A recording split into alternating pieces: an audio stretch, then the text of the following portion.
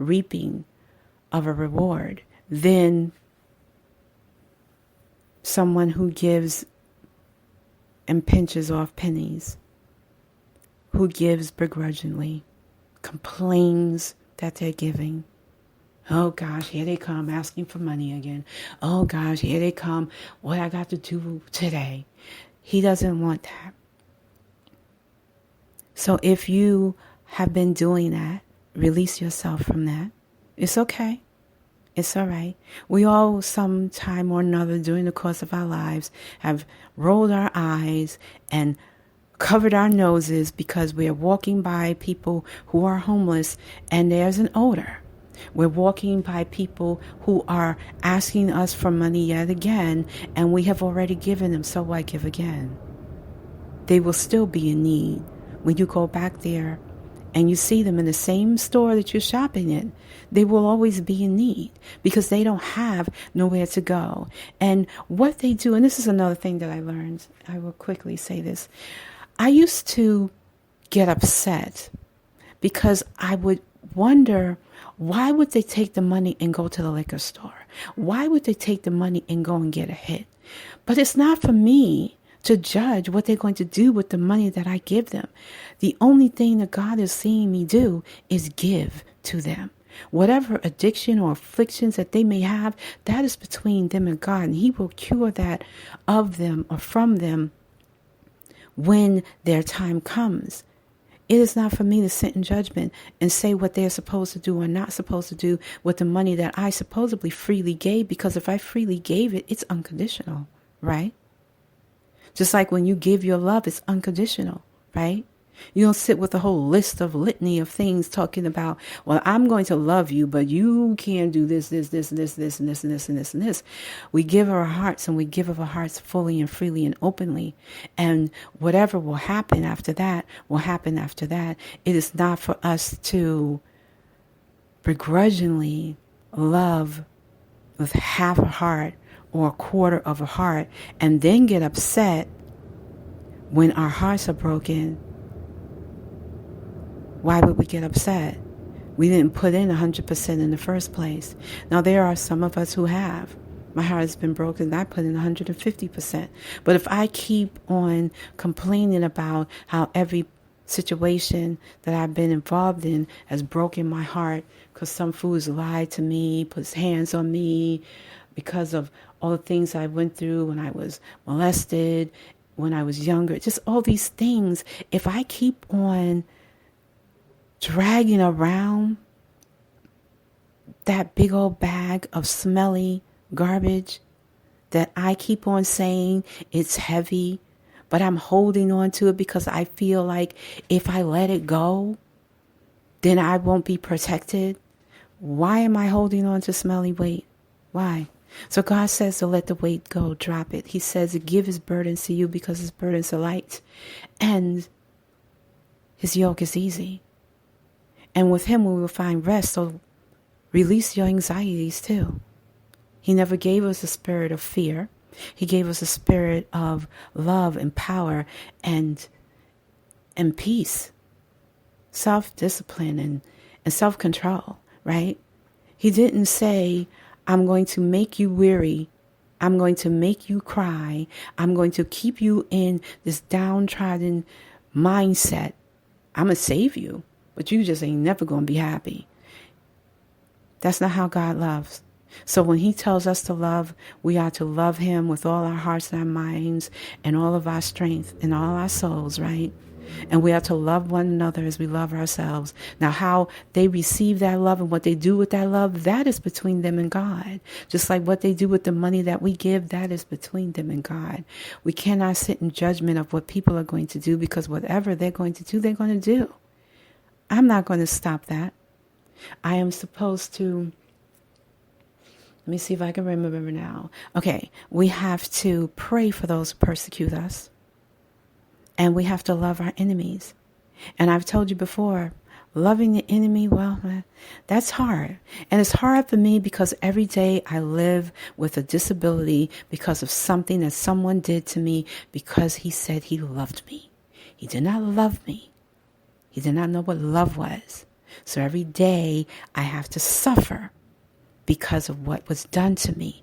But I also have to remember that through that, God made me stronger and he saved my life. So I have to share that testimony and continue to release my treasures, because they release my pain. And there's power in the pain. There's power in the pain. There's also purpose in the pain.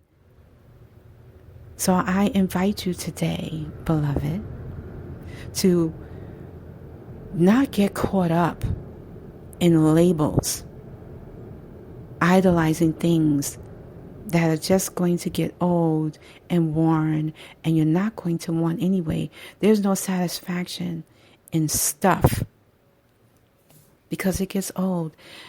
We get to a point where we start to no longer recognize ourselves, and the things that we were doing before that felt fulfilling are no longer fulfilling us, because our souls are heavy, our hearts are worn. And in this climate that we are in, we are heavy-hearted, because it's a lot of pain, right? There's been a lot of loss, a lot of confusion, a lot of disruption, destruction, a lot of dismay and despair, and a lot of anger and sadness. And all that compiled on top of each other just created all this fear and turmoil. And so when you go through your day and you hold on to that, you don't recognize who you're supposed to be anymore. So those things that brought you joy no longer bring you joy, because they feel like it's an unrecognizable force, that you're pushing yourself to do this thing that you love. But really what God is saying, be still. He's saying sit, rest. Like I was saying in the segment earlier, he said, be still. He said, rest. And we have to eventually obey, because sometimes when we are so stubborn and we don't listen, he will figure out a way to sit you down. He will figure it out. And it won't take him long. He's still waiting to give you a chance. But eventually, he will sit you down. And there will be something that will happen that will cause you to sit down. It may not happen directly to you, but it may happen to someone around you. And it will cause you to sit down. And it's because he needs you to rest. He needs you to relax. He needs you to release. He needs you to surrender to him and stop moving forward in your own strength, because that only takes us but so far. We need to recognize that it's his grace that is sufficient. It's his strength that we need, that increases our weakness. It increases the strength that our weakness continues to try to drag us around in. So we have to be careful. We have to be careful that we don't feed the weaknesses within us, because we're busy trying to hold on to the little gas that we have left in the strength that we have. And God is saying, hello, I'm over here. Child, I am over here.